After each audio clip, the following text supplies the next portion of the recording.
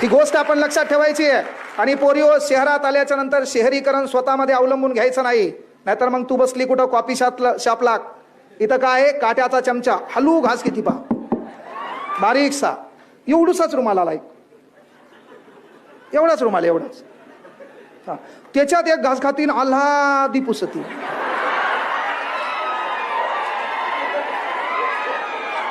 आता तुम्हाला सांगतो, माईच्यानं घरी गावाकडे असल्यावर ही काला करून खाती.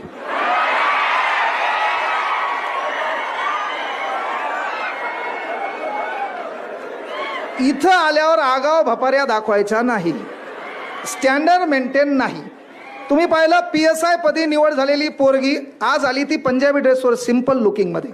ही भारताची संस्कृती आहे, ते आपण लक्षात घ्यायचे. तुम्हाला तुमच्या गुणाने ओळखल्या जाणार आहे. कारण पोरिओ लक्षात घ्या, आज तुम्ही दिसायला सुंदर आहेत, MA झालं, BA झालं, BCom झालं, BSc झाली, तलाठी भरती तयारी करतात, MPSC करता, कंबाईन करता.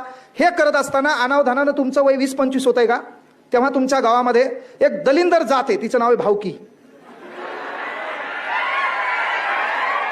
एक आहे दलिंदर जाते भावकी, आणि ती भावकी आपल्या बापाला येऊन टोमणे मारती, पोरीचं वय होत आले, लवकर हिचे हात पिवळे करा.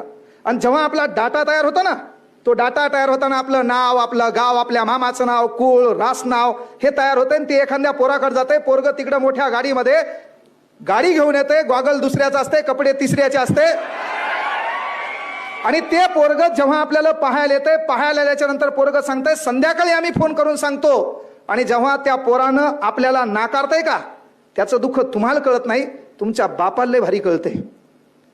जेव्हा तुम्हाला एखादं पोरग नाकारतंय ना, ते नाकारण्याचं कारण जेव्हा बापाला कळतंय का, त्याचं दुःख फार मोठं असतंय. म्हणून आपण गुणानं संपन्न व्हायचं. PSI झाले, लाईन लागती, लाईन 100 एकरावाल्याची, कळलं का? लाईन लागते. तलाठी झाली, आता तहसीलदार बेजार होते तुला बायको करण्यासाठी, कारण नेक्स्ट प्रमोशन तू काय मंडळ अधिकारी, तहसीलदार. मग मेन गोष्ट काय, आपण कला गुणानं मोठं व्हायचे. आपण काय करायचं, कला गुणानं मोठं व्हायचं. बिनाकामी पैसा, अख्खी देशाची अर्थव्यवस्था ब्युटी पार्लरनं मायनस गेली.